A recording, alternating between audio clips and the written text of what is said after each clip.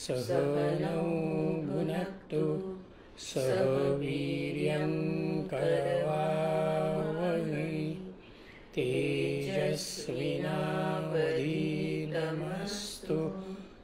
मा विद्विषावहै। ॐ शान्ति शान्ति।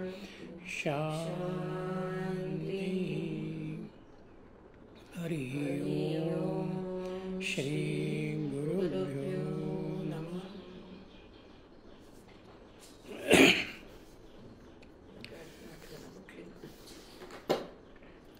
तैत्तिरीय उपनिषदाच्या चिंतनाला आपण आज प्रारंभ करतो आहोत।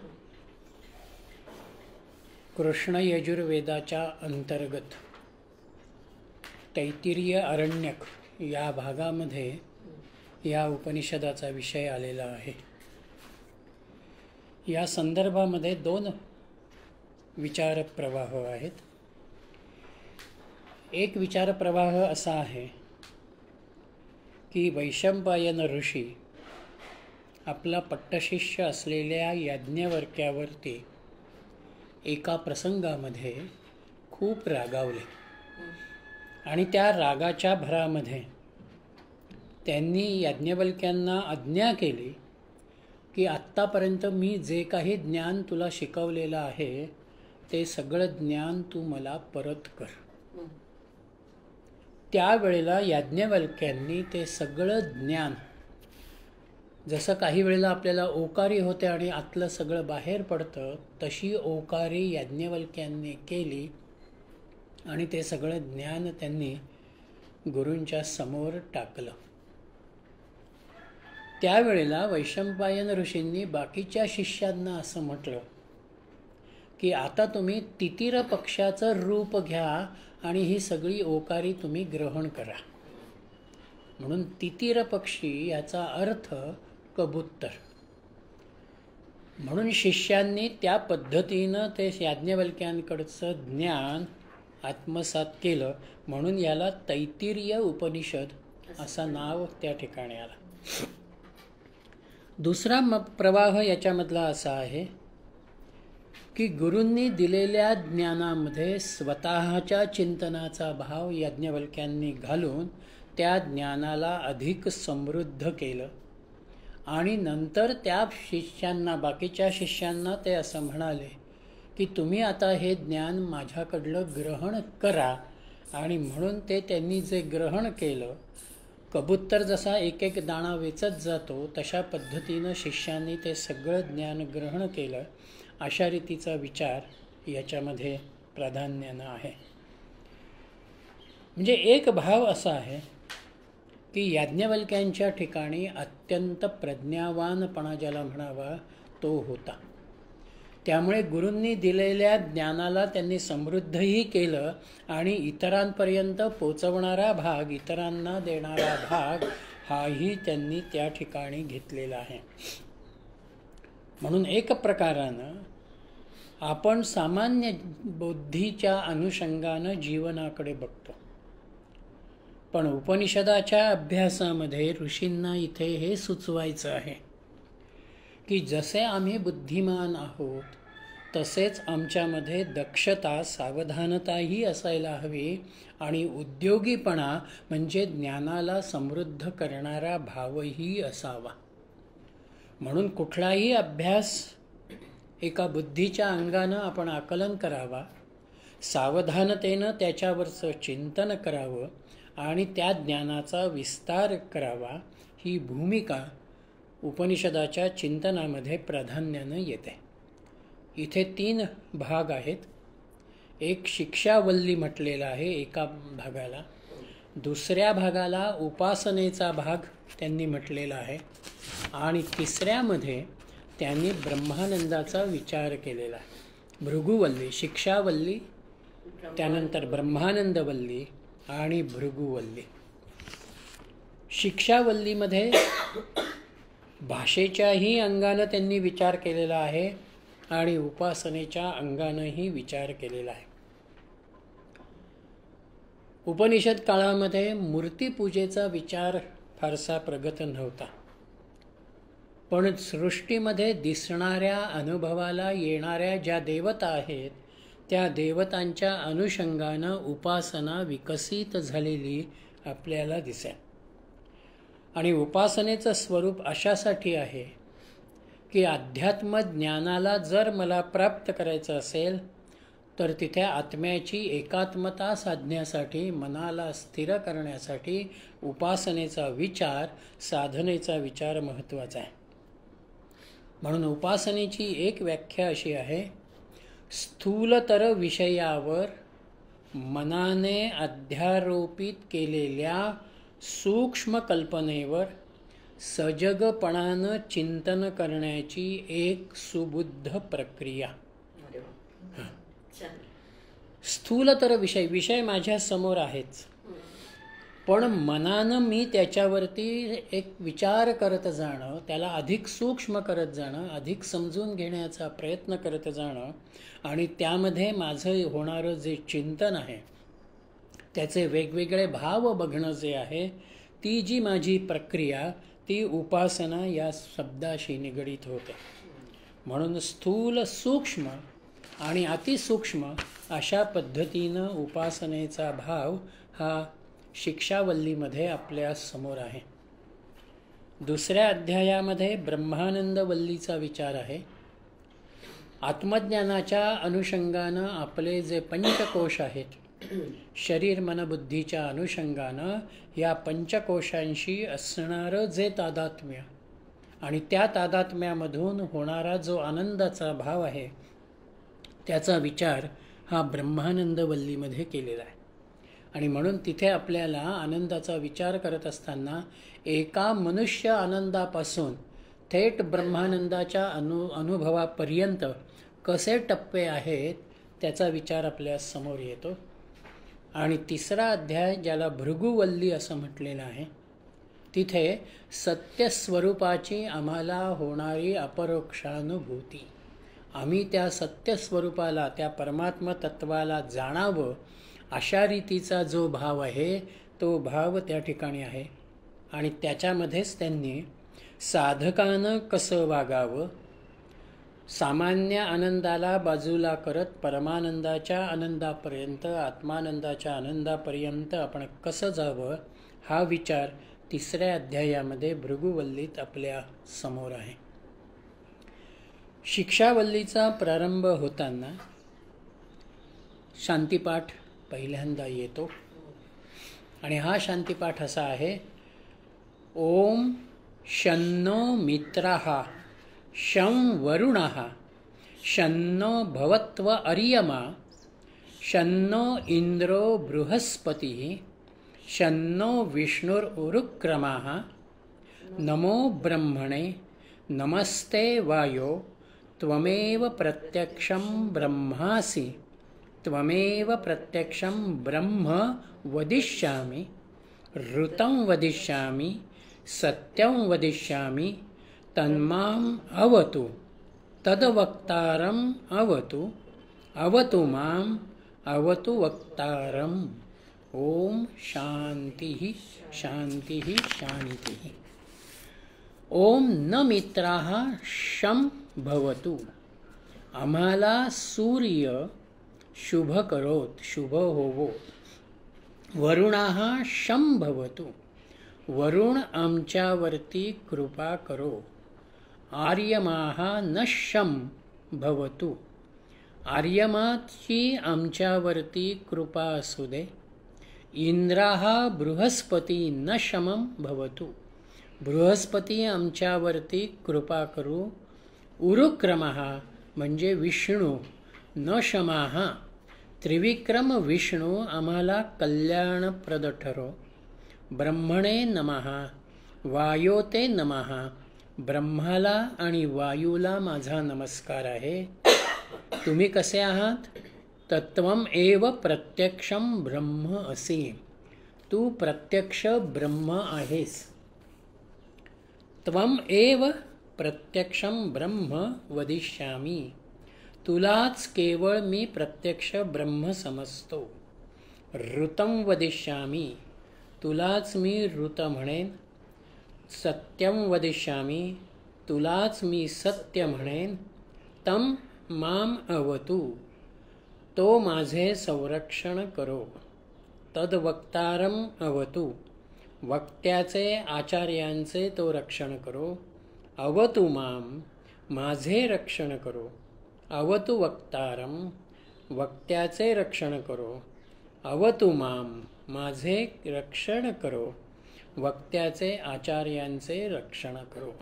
द्विरुक्ती ज्याला म्हणतात, पुन्हा पुन्हा तो विचार मांडणारा भाव हा या ठिकाणी आहे. त्या काळामध्ये मित्र, आर्यमा, इंद्र, वरुण, बृहस्पती, विष्णू, ब्रह्मा आणि वायू या देवतांना प्राधान्य होतं. किंबहुना या देवतांचाच विचार उपनिषद काळामध्ये, वैदिक काळामध्ये घेतलेला आहे. आणि ती घेत असताना एकच परमात्म शक्ती या देवतांच्या रूपानं कार्यरत आहे. तिनं विविध रूप धारण केलेली आहेत. अशा रीतीचा भाव या देवतांच्या संदर्भामध्ये आहे. मित्र म्हणजे सूर्य, की जो दिवसाचं रक्षण करणारा आहे, प्रकाश देणारा आहे. प्राणशक्तीशी त्याचा संबंध आहे. वरुण म्हणजे अपान वायूचा विचार आणि रात्रीच्या नियमनाचा भाग हा वरुणाशी निगडीत आहे. वरुण त्या वायुतत्वामधून आपल्या शरीरामध्ये, देहामध्ये, विश्वात कार्यरत आहे. आर्यमा ही सूर्य आणि नेत्र यांची अधिष्ठात्री देवता आहे. नेत्रांना जे कार्य करण्याचं सामर्थ्य आहे ते आर्यमाच्या रूपानं त्या ठिकाणी येतं. इंद्र हा पराक्रमाचं द्योतक आहे. म्हणून शारीरिक सामर्थ्य असेल, बाहूंचा विचार असेल, त्या अनुषंगानं इंद्र ही देवता आहे. बृहस्पती ही बुद्धिमत्तेशी, ज्ञानाशी निगडीत आहे. विष्णू हा व्यापक स्वरूपामध्ये आणि पायाची देवता या अनुषंगानं आहे. बुद्धी आणि ज्ञान. हां, बुद्धी. बृहस्पती बुद्धी, ज्ञान. विष्णू व्यापक, विस्तार किंवा विशालता, पायाची देवता, आधार ज्याला म्हणता येईल त्या अनुषंगानं. पायाची देवता. पायाची म्हणजे पाय पाय पाय. शरीराचं सगळं वजन पायावरती आहे ना. पायाच्या आधाराशिवाय शरीर कार्य नाही करू शकत. या विश्वाच्या व्यापकतेचा विचार, आधाराचा देवता म्हणून तो विष्णूचा विचार आहे. ब्रह्मा हे परब्रह्म तत्वाच्या अनुषंगानं आहे. आणि वायू हा गतीशी निगडीत आहे. कार्यक्षमता, गतिमानता यांचा विचार वायूच्या अनुषंगानं आहे. म्हणून या देवता ज्या वैदिक कालखंडामधल्या आहेत त्या देवतांच्या अनुषंगानं एक प्रकारानं आम्ही आमच्या जीवनाकडे असं बघतो आहोत की माझी दृष्टी कार्यक्षम असावी. जीवनामध्ये, व्यवहारामध्ये कार्य करताना माझे बाहू हे तत्पर असावेत, म्हणजेच माझ्यामध्ये कार्यक्षमता उत्तम असावी. माझ्या वाणीचा विचार इथे आहे म्हणून माझी वाणी ही सुविद्य असावी. मधुरता हा वाणीचा धर्म असावा.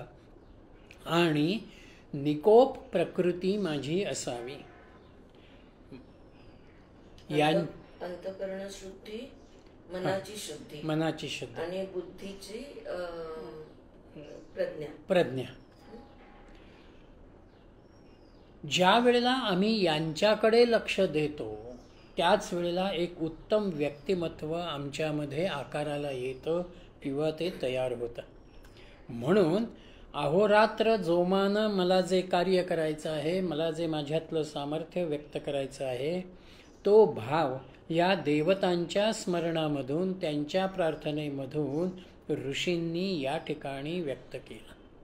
आणि हे करत असताना शम त्यांनी शब्द वापरलेला आहे. शम म्हणजे कल्याण. शम आहे. ओम शन्नो मित्रः शन्नो भवत्य शन्नो इंद्रो. शम म्हणजे कल्याण. माझं कल्याण व्हावं. इथे मला सुख मिळावं असं म्हटलेलं नाही. कल्याणामध्ये सर्वांगीण उन्नतीचा, सर्वांगीण विकासाचा, समाधानाकडे नेणारा, तृप्ततेकडे नेणारा भाव आहे. सुख म्हटलं तर ते वस्तूशी, व्यक्तीशी, परिस्थितीशी निगडीत होईल आणि त्याला मर्यादा येते. देवाची कृपा पण म्हणता येईल. कृपा, कल्याण म्हणजे कृपा, त्याची कृपा दृष्टी. आणि आपल्याकडे एक सूत्र आहे, शरीरम आद्यम खलु धर्म साधनम. मला जो धर्म साधायचा आहे, मला जे कार्य करायचं आहे, त्याच्यासाठी माझं शरीर व्यवस्थित असणं महत्त्वाचं आहे. म्हणून इथे ह्या शरीराला अनुलक्षून या देवतांचा असलेला विचार हा या अनुषंगानं आहे. आणि म्हणून त्या परमात्म तत्वाला हाक मारताना नमो ब्रह्मणे असा विचार ऋषींनी इथे घेतला. नमो ब्रह्मणेमध्ये त्यांनी त्या परमात्म तत्वाला, त्या ब्रह्मतत्वाला एक प्रकारानं हाक मारली, त्याला आवाहित केलं. आणि पुढे नमस्ते वायू म्हटलेला.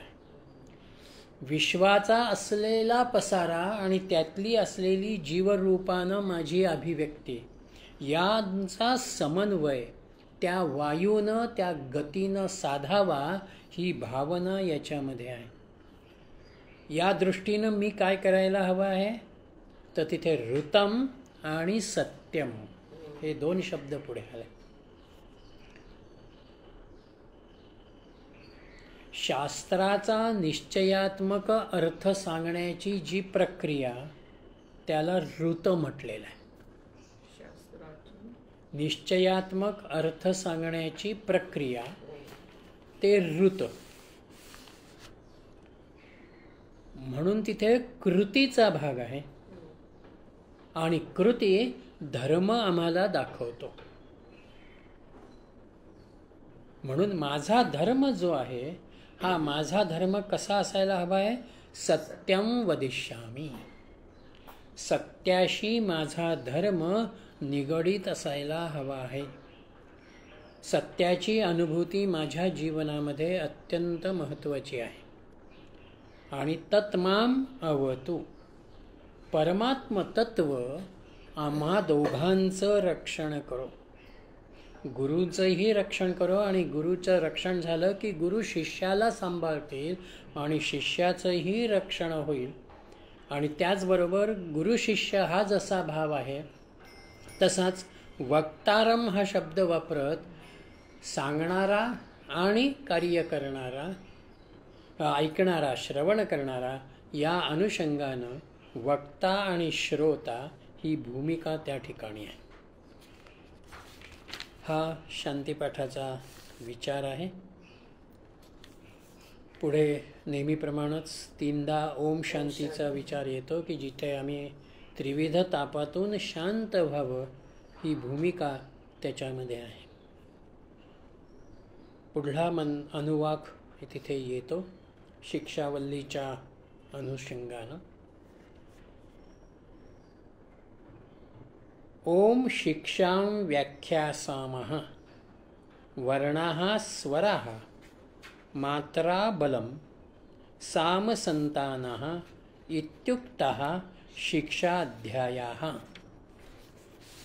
हे पहिलं मंत्र आहे का 2 नंबर दिला या मंत्राला? त्यांनी अनुवाक म्हणून पहिल्याला शांतीपाठाला पहिला म्हटलं आणि याला दुसरं म्हटलेलं. ओम शिक्षाम व्याख्यासामः. आपण शिक्षा म्हणजे शब्द उच्चाराच्या शास्त्राचं वर्णन करूया, त्याचा विचार करूया. आणि हा कसा आहे तर वर्णाः स्वराः मात्राः. वर्ण स्वर आणि मात्रा त्याचबरोबर बलम साम संतानः. स्वरांचे जे आघात प्रत्याघात आहे, वर्णाची उच्चारण्याची जी पद्धती आहे किंवा वर्णाची संधी करणारी जी पद्धत आहे, त्या सगळ्याला इति शिक्षाध्यायः उक्तः. वर्णोच्चार शास्त्राचा अभ्यास म्हणून त्याचा विचार आहे.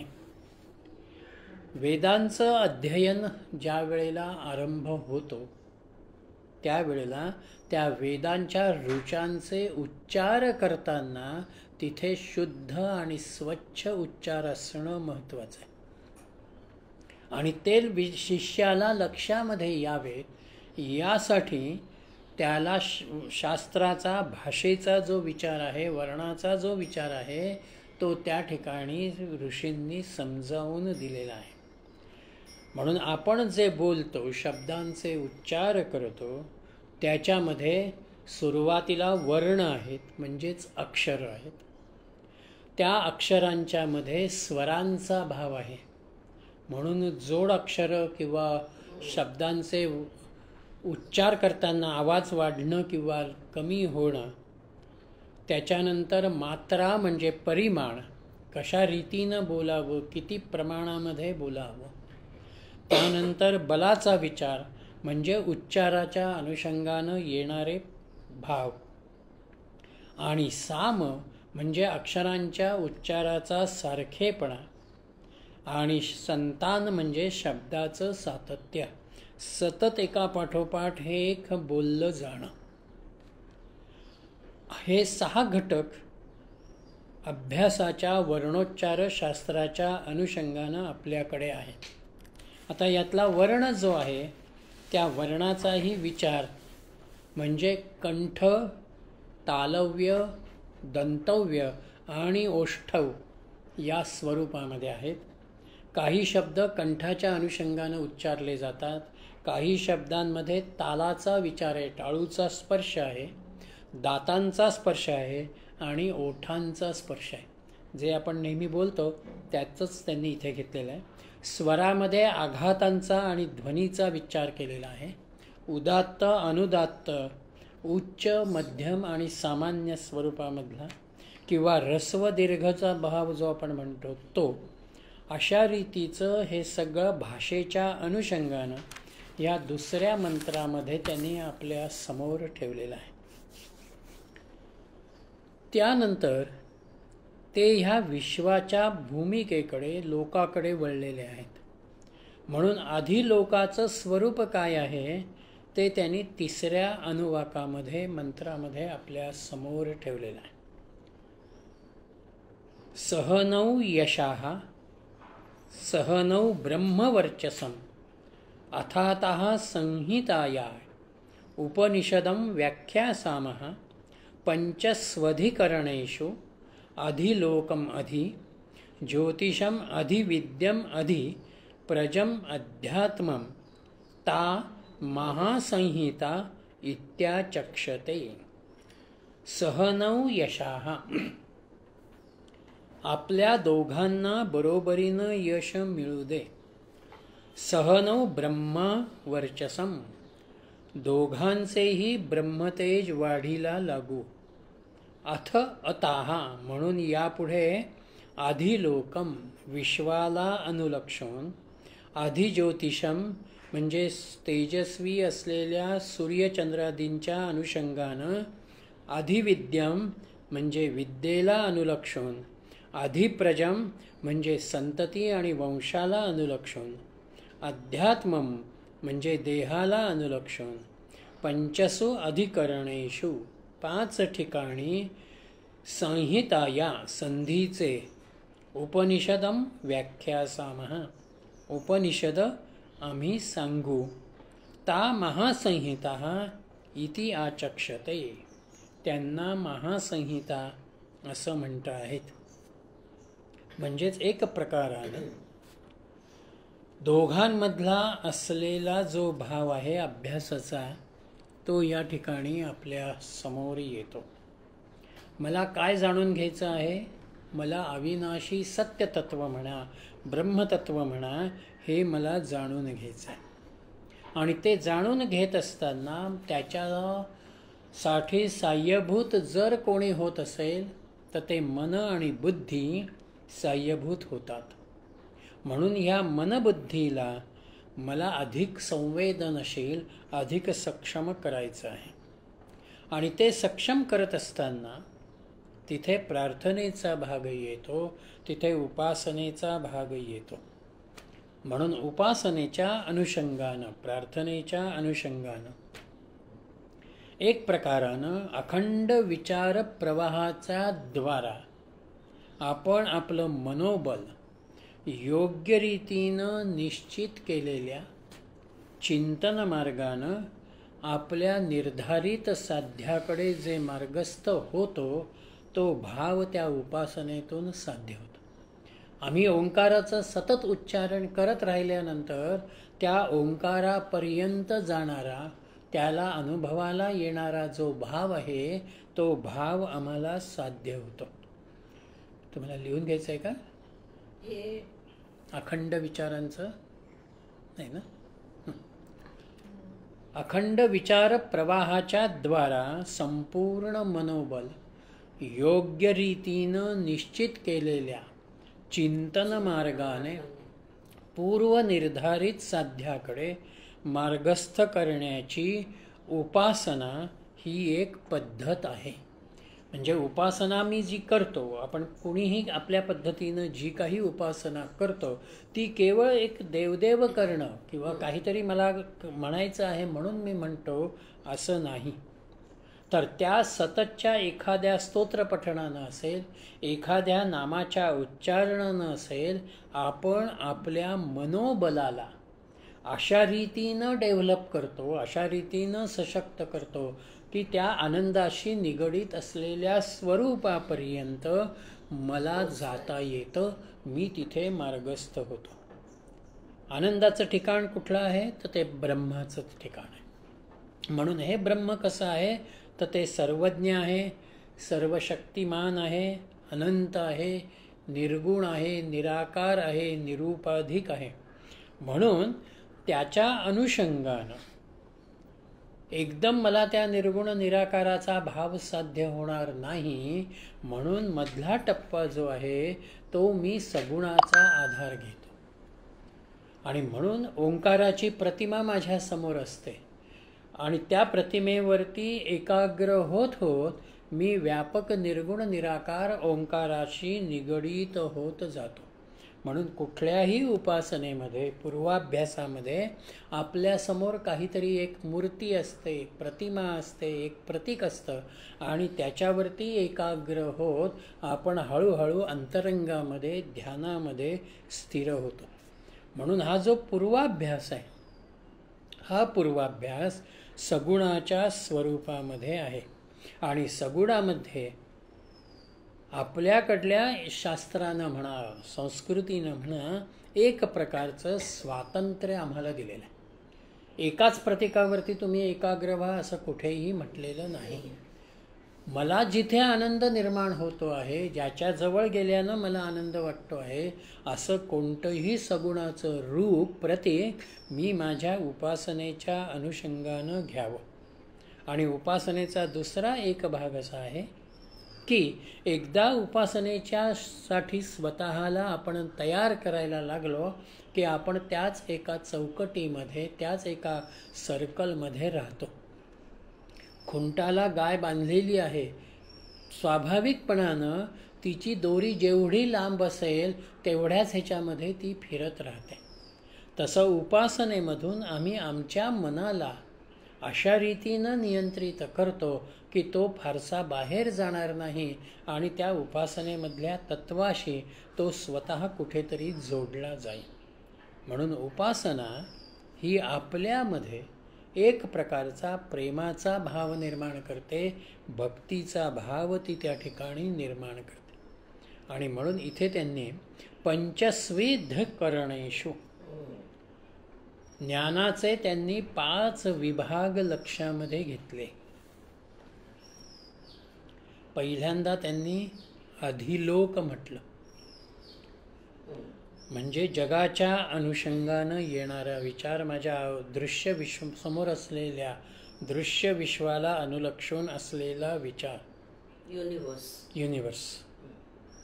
अधिज्योतिष म्हणजे ज्योती याचा अर्थ प्रकाश, म्हणून प्रकाशाच्या अनुषंगानं येणारं ज्ञान. अधिविद्यम समग्र वस्तुमात्राचं असणारं ज्ञान. अधिप्रजम म्हणजे संतती, परिवार. आणि अध्यात्मम म्हणजे स्वतःच्या अनुषंगानं, आत्म्याच्या अनुषंगानं असणारं ज्ञान. आणि ह्या सगळ्यांमधून काय साधायचं आहे? सहनौ ब्रह्मवर्चसम, ब्रह्मतेजाचा, अनंताचा जो संकेत आहे त्या ब्रह्मस्वरूपाला मला प्राप्त करायचं आहे. मग आता त्याच्यात त्यांनी एकेका ह्या 5ही लोकांच्या अनुषंगानं एकेका लोकाचं स्वरूप आपल्या समोर दिलं. म्हणून पुढच्या मंत्रामध्ये अधिलोकाचा विचार त्यांनी केलेला आहे. अथाधिलोकम, त्याच अनुवाका, तिसऱ्या अनुवाकातला दुसरा मंत्र. अथाधिलोकम पृथ्वी पूर्वरूपम, द्यौ उत्तररूपम, आकाशः संधिः, वायुः संधानम इत्यादी लोकम. विश्व कसं आहे? तर विश्व हे पृथ्वी हा तिचा पूर्व रूप आहे, स्वर्ग हा उत्तर रूप आहे, आकाश ही त्या दोघांना जोडणारी संधी आहे आणि वायू ह्या सगळ्यांचा संयोजक आहे. पृथ्वी पूर्वरूप, द्यौ म्हणजे स्वर्गलोक हा उत्तर रूप, आकाश ही संधी आणि वायू हा दोन्हीचा संयोजक.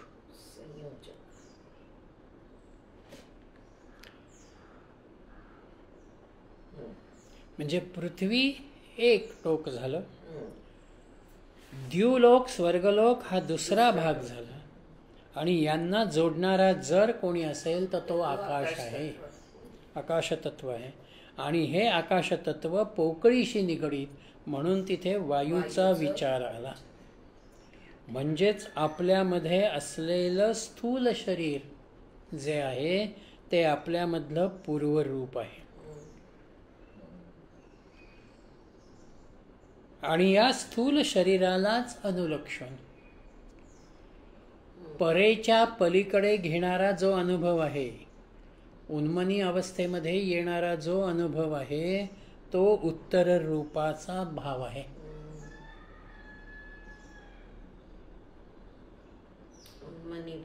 उन्मनी भाव. आता देह आहे, त्या देहामध्ये पोकळी आहे म्हणजेच आकाश आलं.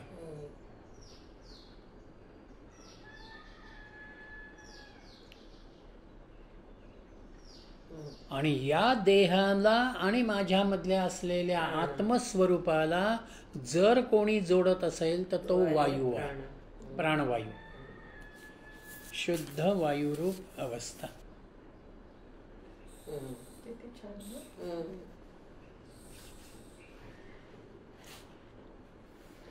पुढचा तिसरा मंत्र हा ज्योतिषी निगडीत होतो. अथाधि ज्योतिषम अग्निः पूर्वरूपम, आदित्य उत्तररूपम आपः संधिः वैद्युतसंधानम इत्यादी ज्योतिषम. अधिज्योतिषम म्हणजे ज्योतीच्या अनुषंगानं, प्रकाशाच्या अनुषंगानं असलेला विचार. त्याच्यामध्ये अग्नी कसा आहे? अग्नी पूर्व रूप आहे, आदित्य उत्तर रूप आहे. पाणी जे आहे आपः संधिः, पाणी हे जोडणारं मध्यम रूप आहे. आणि वैद्युत संधानम, आणि वीज जी आहे ती या दोघांना जोडणारा भाव आहे, त्या दोघांशी असलेला संबंध आहे.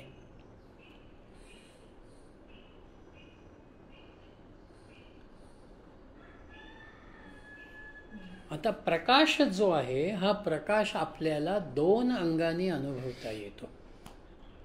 अग्नी प्रज्वलित आम्ही केला की रात्रीच्या वेळेला तोच अग्नी आम्हाला प्रकाशाचं स्वरूप किंवा प्रकाशाचं कार्य आमच्यासाठी करतो.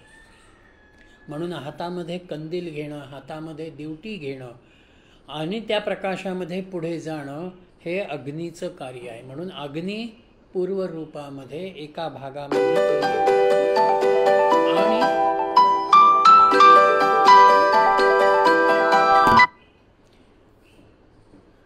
आणि सूर्य जो आहे हा सूर्य दिवसभरामध्ये प्रकाश देण्याचं विश्वाला कार्य करतो.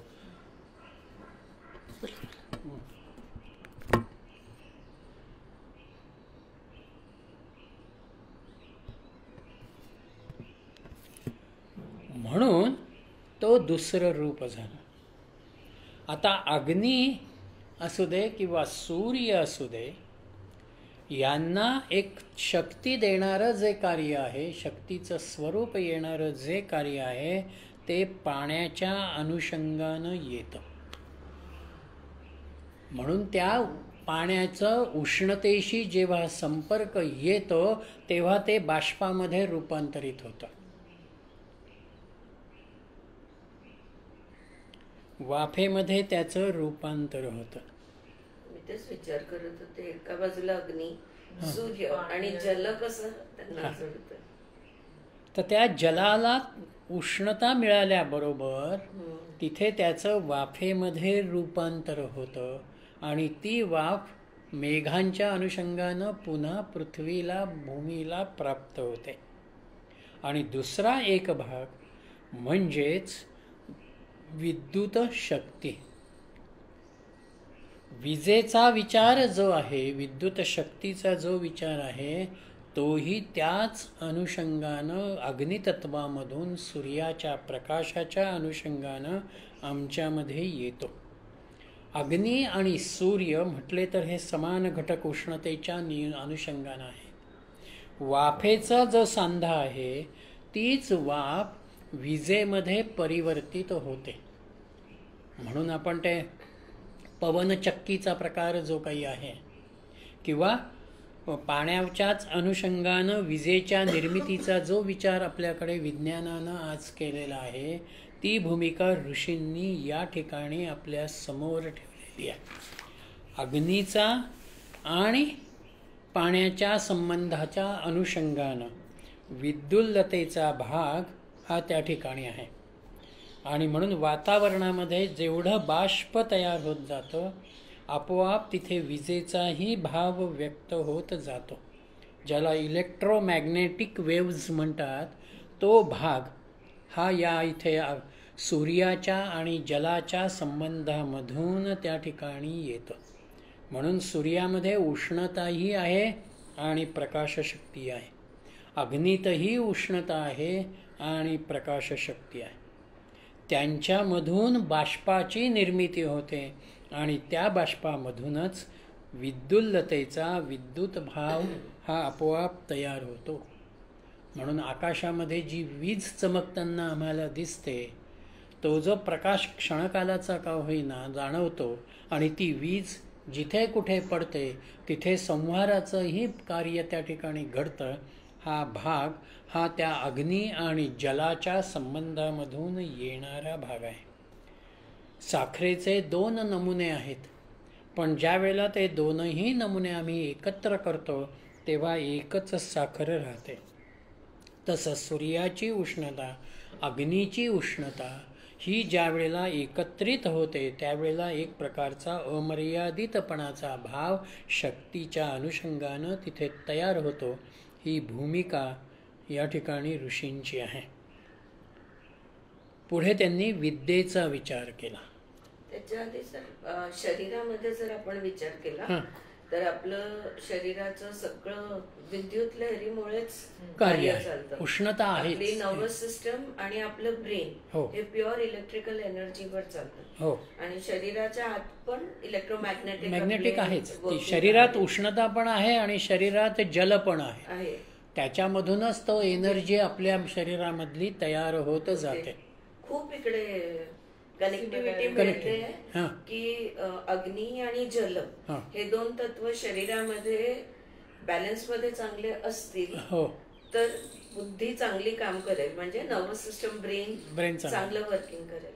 या दोन्ही मध्ये अग्नितत्व कमी पडला किंवा जलतत्व कमी पडलं, डिहायड्रेशन म्हणा, किंवा अग्नितत्व वाढलं आणि जल कमी पडलं, जो काही इम्बॅलन्स होतो त्याच्याने मग बुद्धी चालत नाही किंवा विचारशक्ती कमी पडते किंवा ओव्हर सेन्सिटिव्हनेस किंवा अंडर सेन्सिटिव्हनेस येतो, हा प्रकार येतो. Now it's making sense over here.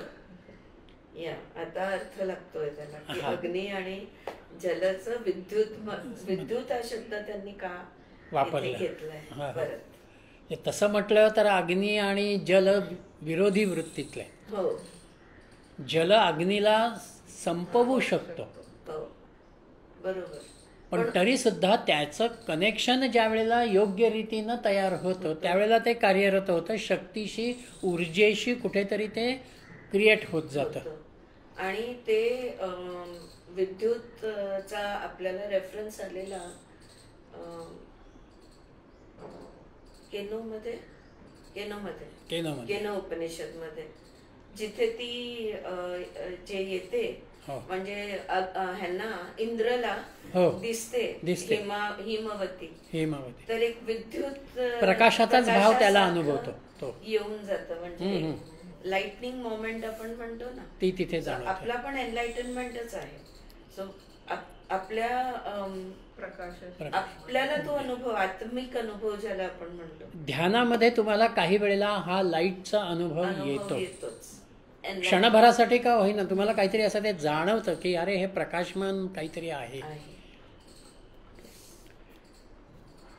पुढचा मंत्र विद्येच्या अनुषंगानं आहे.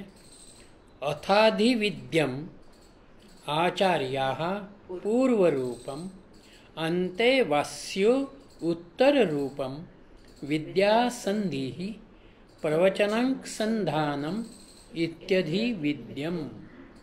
अथ अधिविद्यम म्हणजे आता विद्येच्या अनुषंगानं बोलतो.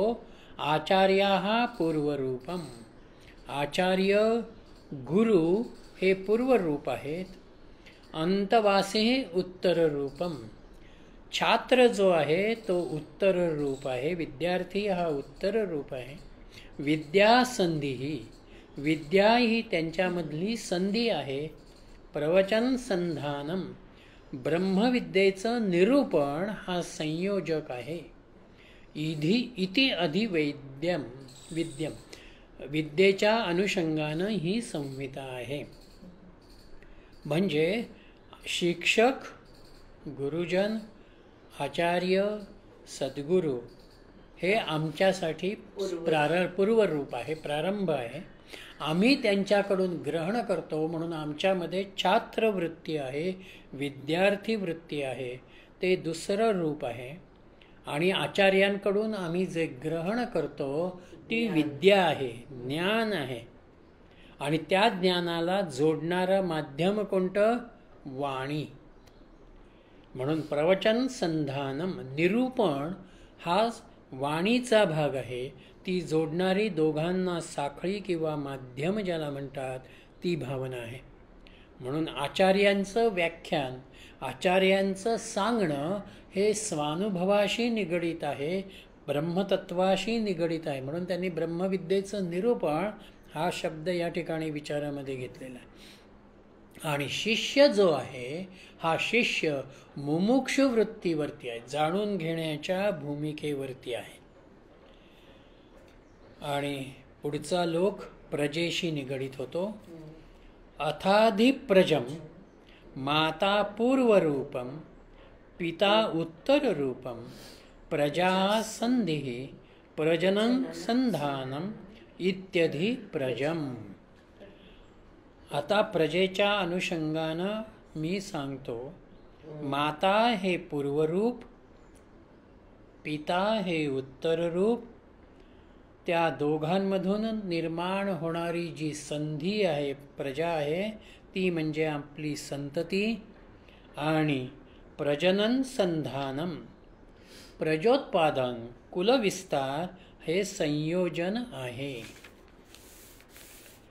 संततीला प्रजनम ना, प्रजनम शेवटचं प्रजनम, हो, मीडियम जे आहे ते. हां, प्रोक्रिएशन म्हटलं इकडे, क्रिएशन. सो प्रोक्रिएशनला प्रजनमाच शब्द आहे ना, प्रजनन.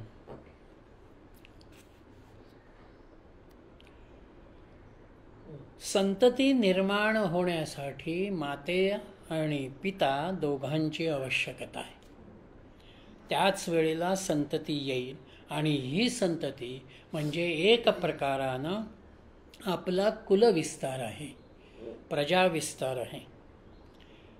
आता इथे प्रश्न असा एक येऊ शकतो की इथे जर आम्ही ब्रह्मतत्वाचं चिंतन करतो आहोत, उपनिषदाचा भाव आमच्या समोर आहे, मग अशा रीतीच्या संततीचा, प्रजेचा विचार हा छात्रांच्या समोर का येतो? खरं म्हटलं तर अभ्यासाच्या वयामध्ये जर विद्यार्थ्याला या प्रजेच्या निर्मितीच्या संकल्पना योग्य रीतीनं आम्ही समजावून देऊ शकलो तर त्याचं पुढलं जीवन किंवा त्याची विचारधारणा ही त्या अनुषंगानं तयार होते. म्हणून आपल्याकडल्या उपनिषदांचं जेवढं चिंतन आहे किंवा जो विचार आहे त्याच्यामध्ये त्यांनी कामसूत्राला सुद्धा विचारात घेतलेलं आहे. आणि आमच्या मंदिरांच्या रचनेतही आम्हाला काही काम्यशिल्प दिसतात. म्हणजे त्याच्यामध्ये काही लपवून ठेवावं किंवा त्याच्यापासून काही हिडन असावं असं ऋषींना कधीही वाटलेलं नाही. त्यांनी अध्यात्म जीवन आणि प्रपंच जीवन या दोहोंचा समन्वय त्यांच्या चिंतनामध्ये सातत्यानं ठेवलेला आहे. माझ्या आश्रमामध्ये आलेला विद्यार्थी हा कदाचित ब्रह्मचारी राहील, कदाचित तो संन्यासी होईल किंवा कदाचित तो गृहस्थाश्रमही स्वीकारेल. मग तो जर गृहस्थाश्रम स्वीकारणारा असेल तर त्याला प्रजोत्पादनाच्या अनुषंगानं, संततीच्या अनुषंगानं योग्य ज्ञान असणं हे महत्त्वाचं आहे. हा विचार एका निकोप सामाजिकतेच्या अंगानं ऋषींनी विचारात घेतला. जोपर्यंत आम्ही नैतिक जीवनाची समज नीट लक्षात घेत नाही तोपर्यंत आमचे गैरसमज वाढतात किंवा विपरीत मार्गानं त्याचं वळण जातं. म्हणून आजच्याच जीवनामध्ये आपण जे ऐकतो, वाचतो की मुलं वेगवेगळ्या स्वरूपाच्या मोबाईलच्या चॅनलवरती जातात आणि काहीतरी विपरीत बघत बसतात.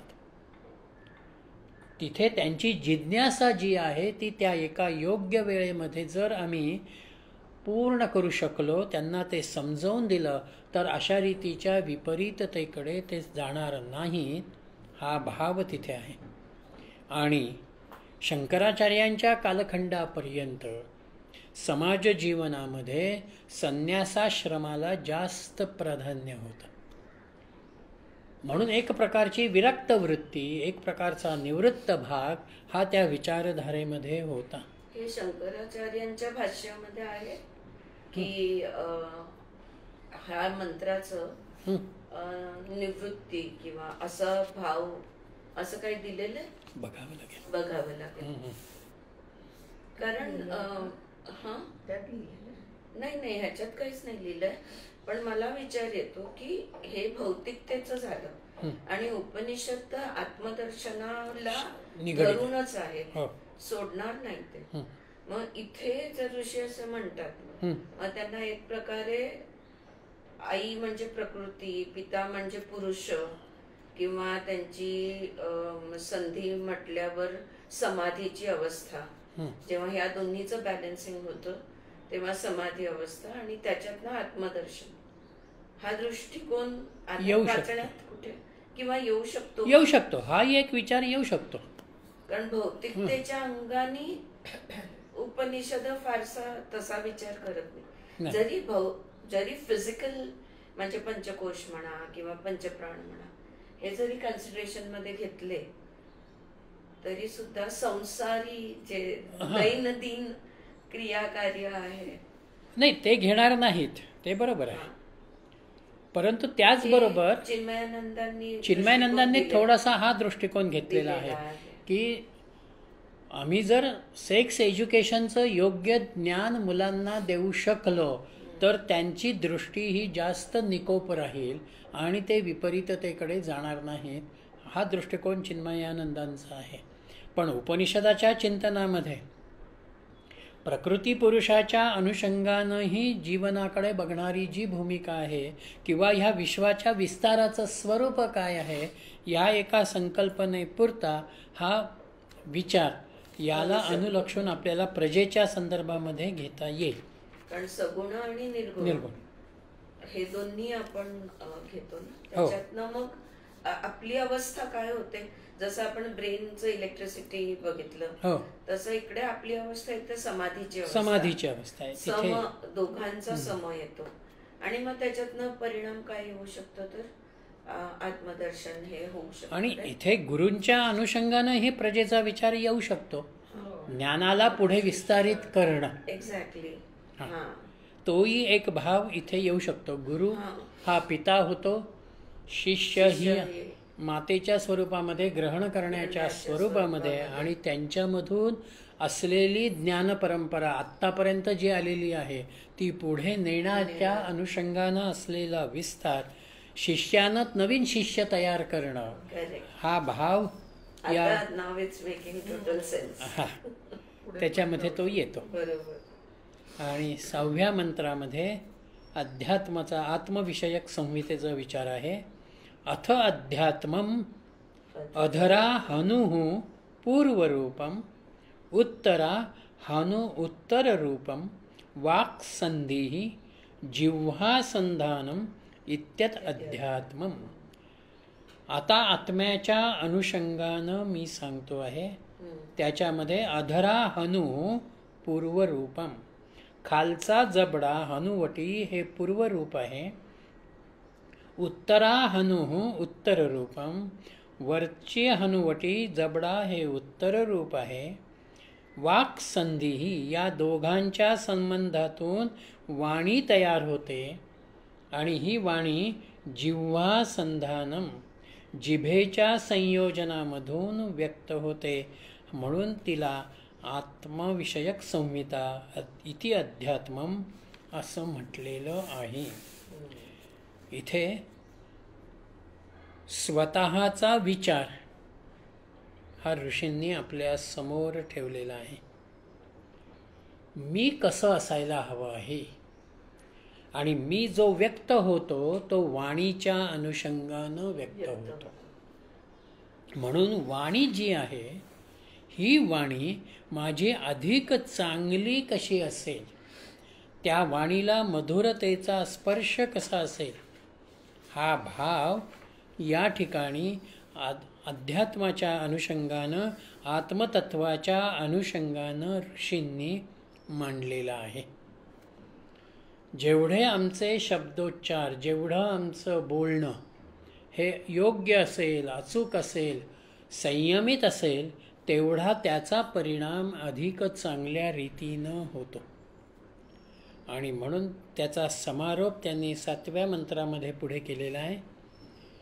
इतिमा महासंहिता य एवमेता महासंहिता व्याख्याता वेद संधीयते प्रजया पशुभिः ब्रह्मवर्चसेनाद्येन सुवर्गेण लोकेन इति इमा महासंहिताः. अशा या 5 महासंहिता जो साधक एवं एताः व्याख्याताः वेदाः अशा प्रकारे सांगितलेल्या संहिता जाणून घेतो, समजून घेतो, तो प्रजया पशुभिः संतती आणि पशुधनासह ब्रह्मवर्चसेन ब्रह्मतेज प्राप्त करून अन्नादेन अन्नादी भोगपदार्थांसह सुवर्गेण लोकेन संधीयते. स्वर्गरूप लोकाला संपन्न होतो. म्हणजे आम्ही जर ह्या 5ही संविद्यांना जाणून घेण्याचा प्रयत्न केला तर आम्हाला आपोआप अधिलोक, अधिज्योतिष, अधिविद्यम, अधिप्रजम आणि अध्यात्मम यांना जाणून घेतल्यानंतर एक प्रकारची ज्याला सर्वांगीण भूमिका आपण म्हणतो, ती सर्वांगीण भूमिका आमच्यामध्ये व्यक्तिमत्वामध्ये तयार होते. आम्हाला कर्माचं स्वरूप करतो आणि त्यातून अधिष्ठात्री देवतांचा विचारही आमच्या समोर येतो. जे विधान मला करायचं आहे त्याची योग्य भूमिका माझ्या समोर येते. माझ्यातल्या अधिकाराचा, गुणांचा विचार माझ्या समोर येतो आणि त्याच अनुषंगानं भक्ती श्रद्धेचा संबंध येतो. जेव्हा भक्ती आणि श्रद्धा ही आपल्या कर्माशी आपण जोडतो तेव्हा त्या कर्माचं येणारं फळ जे आहे ते आपोआप एका उत्तमतेशी निगडीत होतं. शेवटी सामान्य माणसाची भूमिका ही त्याला धनधान्य समृद्धीची निगडीत राहते. म्हणून इथे प्रजया आणि पशुभी यांचा विचार घेतला. पण खरं आम्हाला जर काही साधायचं असेल तर ब्रह्मवर्चसेन. म्हणून आंतरिक उन्नती, आत्मोन्नती ही आम्हाला साधायची आहे आणि त्याच्यासाठी अन्नाची गरज आहे. म्हणून अन्नाचा विचार आला, भोगपदार्थांचा विचार आला आणि आत्मप्राप्तीचा खरा स्वर्ग आम्हाला अनुभवायचा आहे. देवादिकांचा स्वर्ग अनुभवायला मिळेल न मिळेल शेवटी तो भोगाशी निगडीत आहे. म्हणून त्याचा विचार न करताना आम्ही आनंद स्वरूप आत्मानंदाचा जो स्वर्ग त्याच्या प्राप्तीचा विचार आम्हाला या ठिकाणी करायचा आहे. हा विचार या 3ऱ्या मंत्रामध्ये त्यांनी 5 लोकांच्या अनुषंगानं, 5 टप्प्यांच्या अनुषंगानं आपल्या समोर ठेवलेला आहे. आणि म्हणजे हे जे ध्यान करायचे आहेत किंवा उपासना ध्यान उपासना ज्याला म्हणून ते या 5 विषयावर केल्याने असं होतं. म्हणजे ब्रह्मांड ज्ञान, प्रकाश ज्ञान, हे जे 5 विषय ते समजून घेतले की आम्हाला सृष्टी समजते, विश्व समजलं. त्या विश्वाचा कर्ता कोण आहे इथपर्यंत आपण येतो आणि म्हणून त्या कर्त्याशी आपण निगडीत होतो.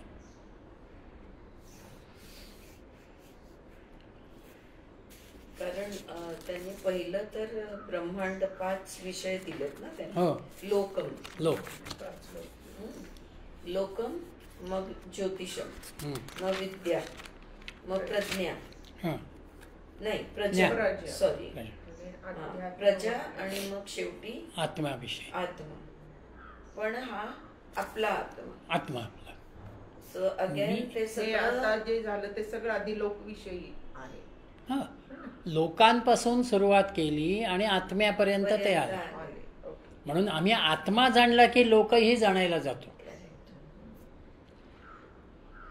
मी मला जाणलं की माझी दृष्टी व्यापक होणार आहे. पण इथे लोक म्हणजे परब्रह्म परमात्मा नाही, व्यापक विश्व, दिसणारं दृश्य, हे सगळं दृश्य आहे. मग इथे पृथ्वी हे पूर्वरूप.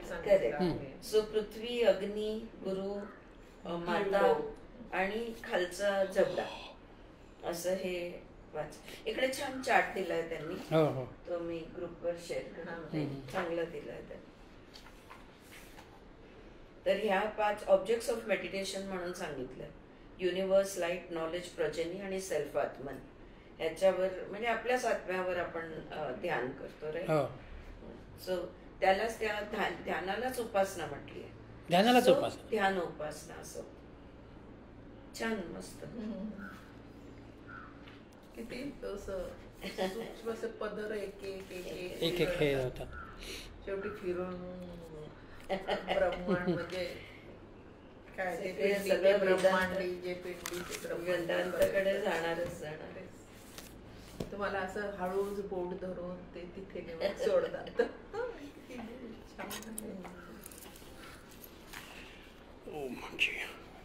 थांबायचं इथे. एक ओंकार.